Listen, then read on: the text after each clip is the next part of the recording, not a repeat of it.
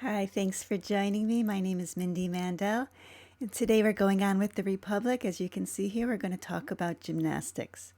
So we've already seen that Plato, in creating this fictitious city, created some soldiers, he calls guardians, to protect this fictitious city.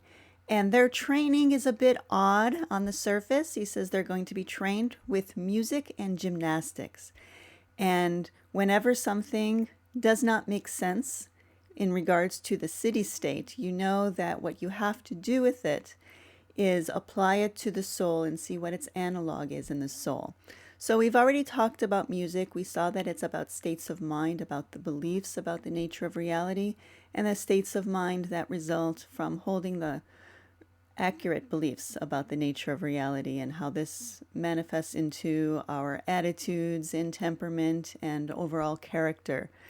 And so I discussed that last week. If you have not seen last week's video, I do strongly recommend that you watch that one before this one, because you'll see that music and gymnastics are going to blend together. And so we're building on what we talked about last week and actually the week before. Okay, so Socrates says that after music, our youth are to be educated by gymnastics. And all of our translations, as I've been doing throughout the Republic, are from Paul Shorey, but I've adjusted them to be in script form because it's easier for us to work with. So he says after music, but we're going to see as we go on that we're not going to complete music study and then do gymnastics. We may start music first, but the two are going to be going simultaneously and we blend them together. It's very hard to understand what exactly he means by gymnastics. He never spells it out. Instead, what he does is he gives us a bunch of clues. And these are like little dots that we're going to have to connect together. So here are some of the dots. Socrates says, I, for my part, do not believe that a sound body by its excellence makes the soul good, but on the contrary, that a good soul by its virtue renders the body the best that is possible. Very odd statement for something that, at least in the conventional meaning of gymnastics, we identify with sports or with bodily movement, with exercise. But he's saying it's not the body that makes the soul good, it's the soul that makes the body the best that is possible.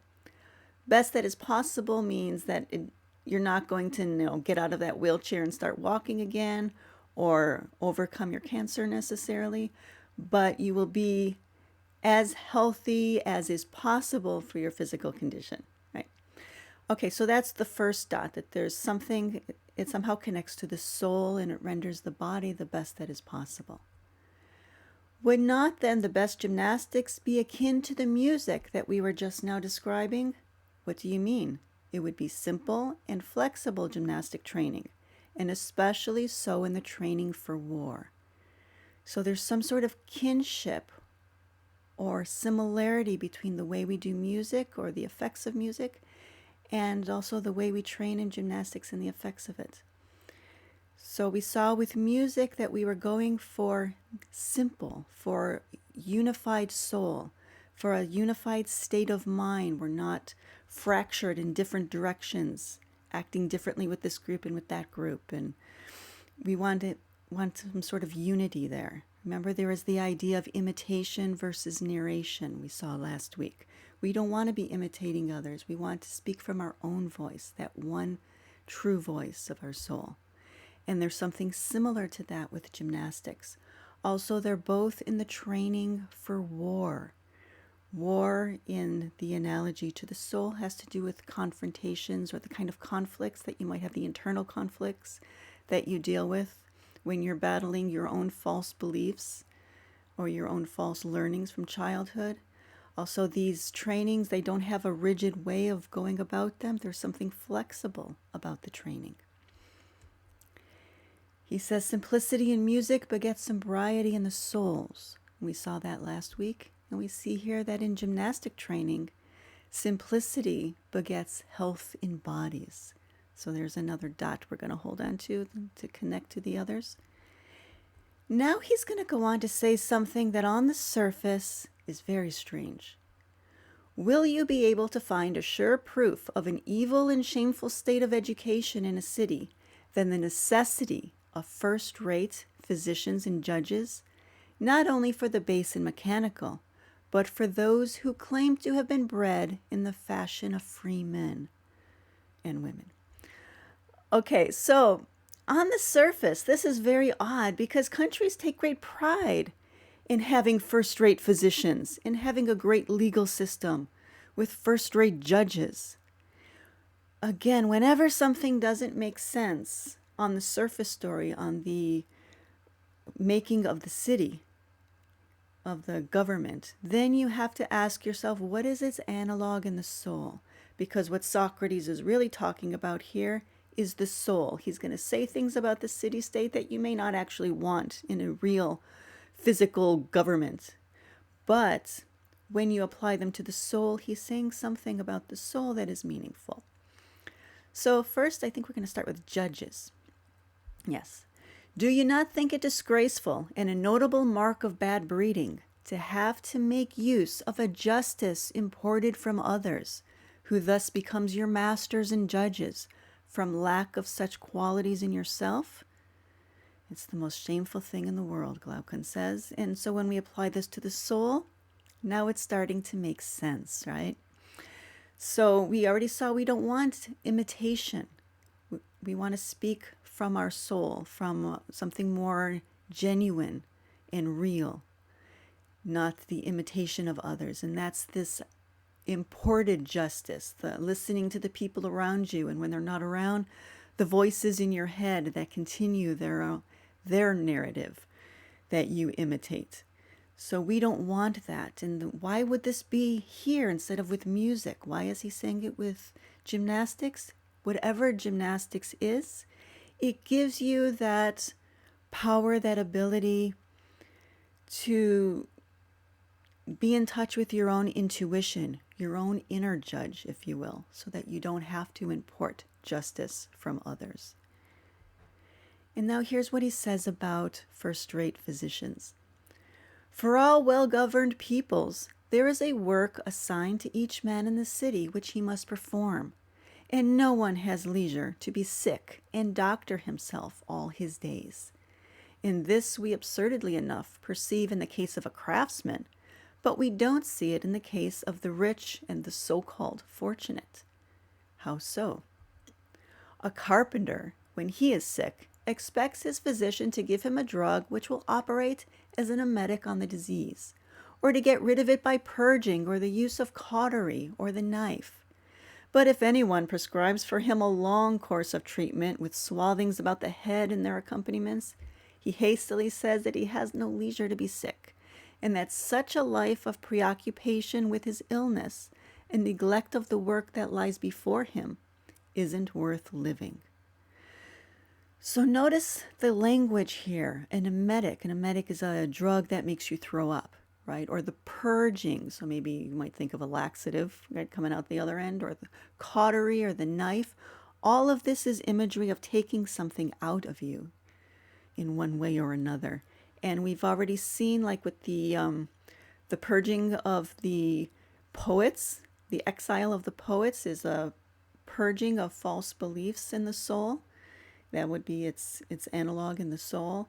We saw that much of music used the language of purging or purification, getting out what is false, what is unhealthy. And that's the language that's used here. This is important. We all want that, but we don't want to spend all of our time focused on this aspect of ourselves. We'll never get to the real work. We each have our own true work to do, and our work is to wake up, to put it simply, to become wise.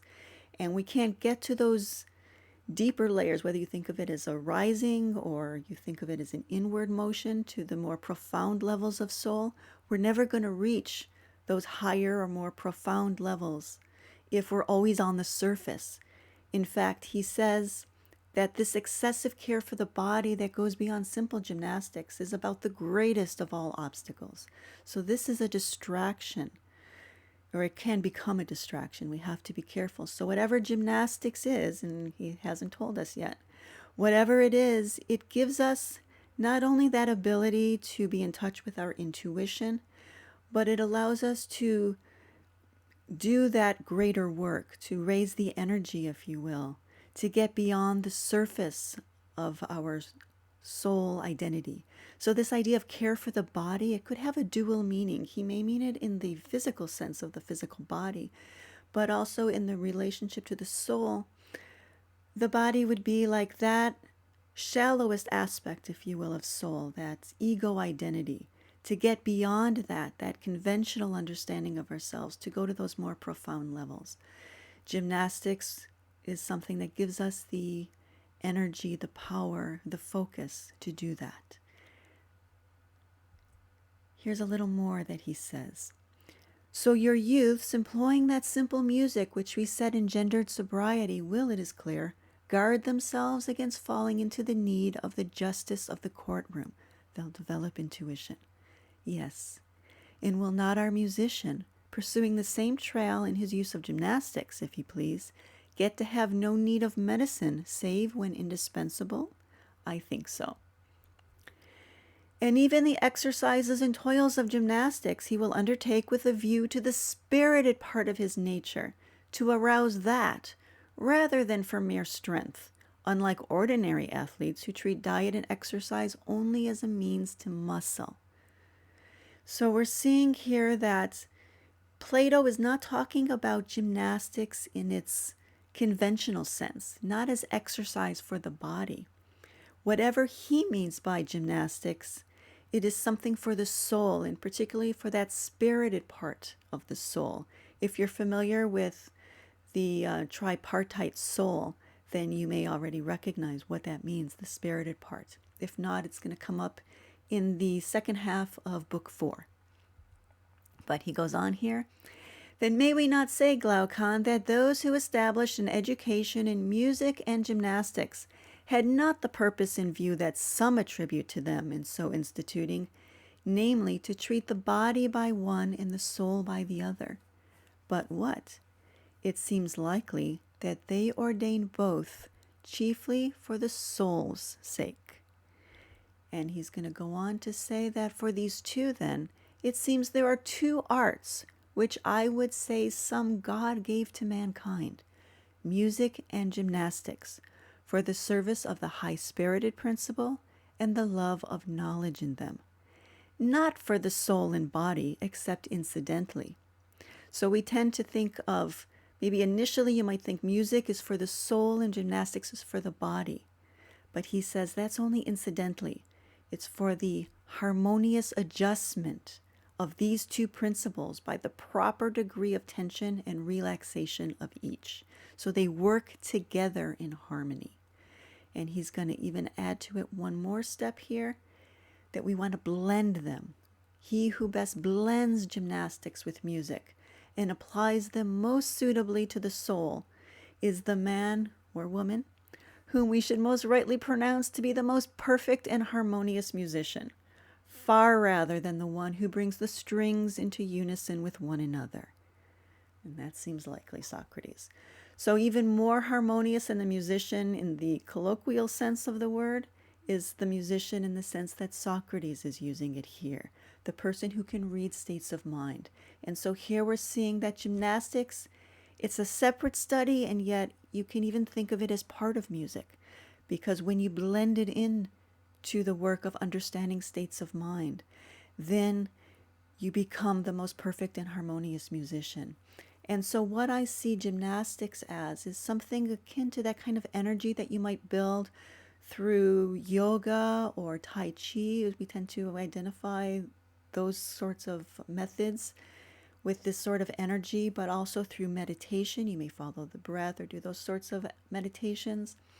Platonism is mostly a contemplative exercise or contemplative system, which means that when we are studying philosophy, studying metaphysics, when we're contemplating the issues of metaphysics and what am I in essence, what does it mean to be human, these sorts of questions, we're actually raising this kind of energy.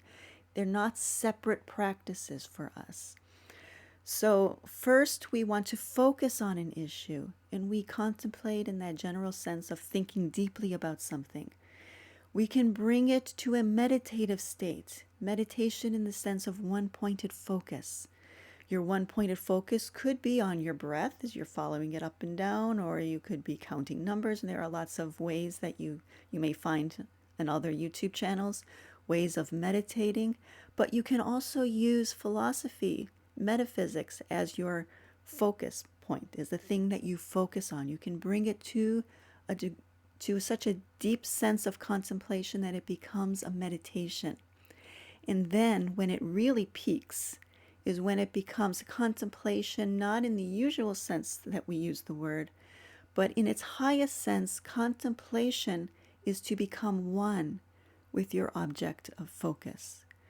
Actually, the Greek word for contemplation, its root means to behold. And so you are actually one with it. You're holding it. You're one with, and you become one with it. You blend with it. Use the word blend here. And that will raise this sort of spiritual energy. And so we're seeing that philosophy and the study of not only what is true, but also understanding what is false and purging it, and developing the state of mind, the attitudes, the temperaments, the character that we mold, that begins to mold for us as we mature. This is music, this building energy. It all blends together. It all works together. So here we're focusing specifically on what he's calling music and gymnastics. Philosophy is going to be brought into it. We already have some introduction because obviously at the root of music is the laws, and that is getting you into metaphysics. And we start with them. Maybe you just accept them as hypotheses to test because you don't really believe them yet. But as we go on, getting into philosophy, getting into metaphysics, you may start to see some value in those studies, and that's when they start to really take hold. Okay, so that's gymnastics. And now he's going to go on to talk about what he's going to call the rulers. So among the guardians, we have these guardians. We haven't yet placed them in the soul exactly what they represent, but we know that there's this guardian class that is going to protect the state, and it's an analog, the soul. And then among those, we're going to pull out the best of the best, and those are going to be our rulers. And of these rulers, he says they must then, to begin with, be intelligent in such matters and capable, and furthermore careful of the interests of the state. But one would be most likely to be careful of that which he loved? Necessarily. And again, one would be most likely to love that whose interest he supposed to coincide with his own, in thought that when it prospered, he too would prosper, and if not, the contrary. So it is.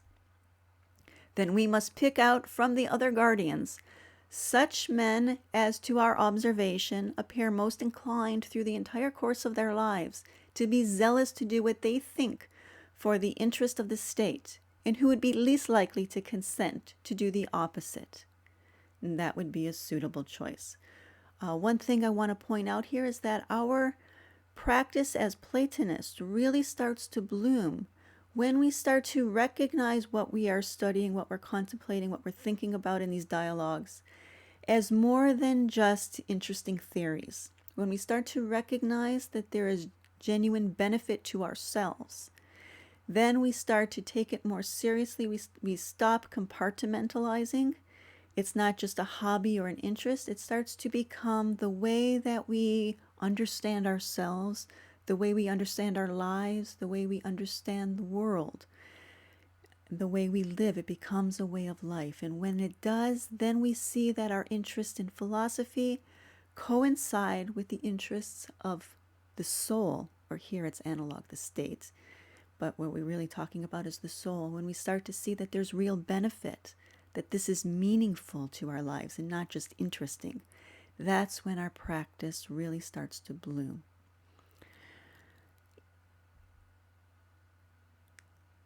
There's one, now here he goes on to talk about more about the way we give up beliefs. We've already talked a lot about purging of false beliefs, but we also sometimes give up true belief, and there are different ways that we do it. He says, it seems to me that the exit of a belief from the mind is either voluntary or involuntary. Voluntary is the departure of the false belief from one who learns better. Involuntary, that of every true belief. We've already talked a lot about the departure of false belief. What I'm going to talk about right now is that involuntary exit of true belief. He says, is it not an evil to be deceived in prospect of the truth, and a good to possess truth? Why, yes, you are right, and I agree that men are unwillingly deprived of true opinions. And doesn't this happen to them by theft, by the spells of sorcery, or by force? Glaucon says, I don't understand now either.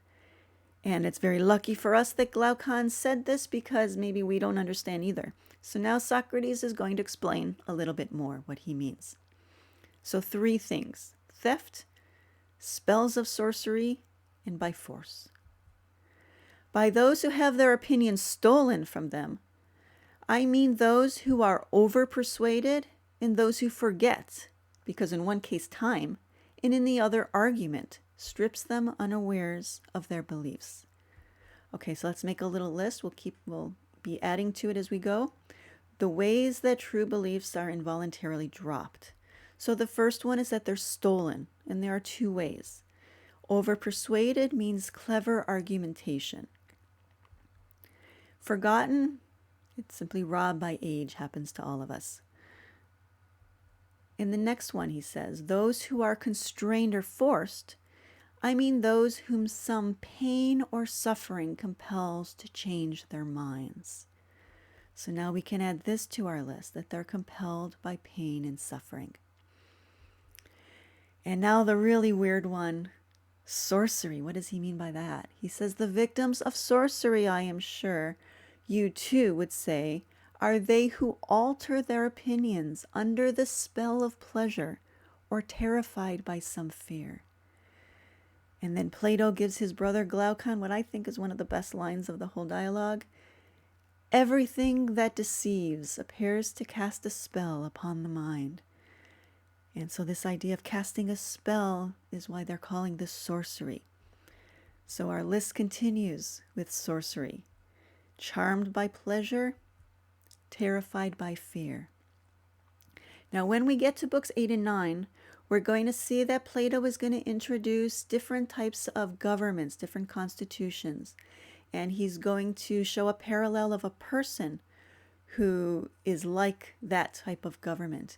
And we're going to find that what is the mark of those unhealthy states of mind is all here in this list. We all can be robbed by old age, but the other 4, clever argumentation, pain and suffering, charmed by pleasure, terrified by fear, those 4 can find their parallel or find their match among the 4 unhealthy states of mind that are in books 8 and 9. So if you've already gone through the whole dialogue, you may have fun going over it, thinking about where to match these up. And if you haven't yet gone through the book, then maybe just make a note to come back to this. But it's something interesting to think about once you've studied books 8 and 9. Okay, going on, Socrates gives a little myth of his own. So after saying that we're going to throw out the storytellers, he goes ahead and makes up a story of his own. But this one is a healthy story. He says, let's teach our guardians. Imagine we taught our guardians that they were actually physically formed out of the earth. And he says, if we did that, it is now as if their land were their mother and their nurse, and they ought to take thought for her and defend her against any attack, and regard the other citizens as their brothers and children of the self-same earth. So it's an interesting state of mind that he's trying to bring us to, that the healthy soul is one that sees itself not only as unified within itself, not acting from imitation, not bringing in outside judges, if you will, not doctoring itself constantly, but also the healthy soul sees a connection to all other people, sees everyone as brothers and children, and has a connection to the earth, sees the earth as truly its mother and nurse. This is the state of mind that we're building towards. So he's giving us just a little hint of it here. And he says that they must have the right education, whatever it is, because he still hasn't really told us, but we are piecing it together. We're connecting the dots and seeing what it is. And they need to have that right education if they are to have what will do most to make them gentle to one another and to their charges.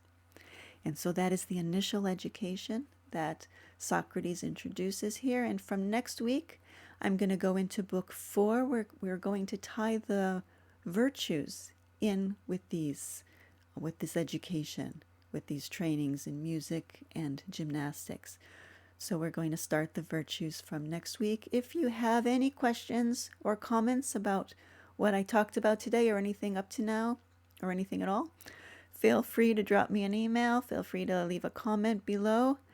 Also, I'd appreciate a thumbs up, and if you like what you're seeing, please share with your friends and think about subscribing if you don't already. I do put out a video each week. You'll get notification of it. And hope you'll join me next week. Thank you so much.